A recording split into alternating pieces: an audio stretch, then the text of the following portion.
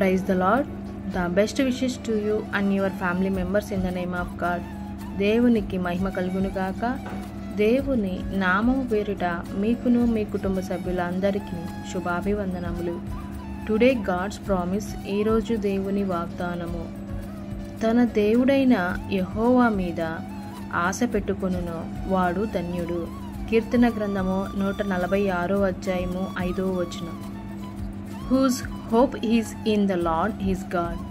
Psalms 146 chapter 5th verses.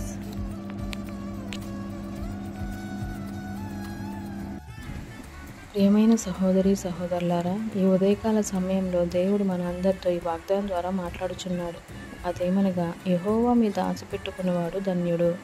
ఇక్కడ మనం చూసినట్లయితే మనుషులకు వారి పుట్టుకను అనుసరించి దేవుడు స్వాస్థ్యాన్ని అనుగ్రహించలేదు, కానీ తన చిత్తానుసారముగా తన సంకల్పం చొప్పున దేవుడు మనల్ని ఏర్పరచుకున్నాడు.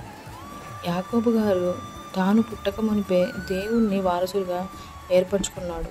అందుకనే దేవుడు దేవుని మన యోగ్యతను బట్టి కాదు, కానీ యాకోబు గారి యోగ్యత బట్టిని కాదు, కానీ ఎన్నుకోలేదు, కానీ తన కృప చొప్పునే యాకోబు గారిని ఎన్నుకున్నాడు. ఆ విధంగా దేవుడు యాకోబు సంతతిని ప్రేమించాడు.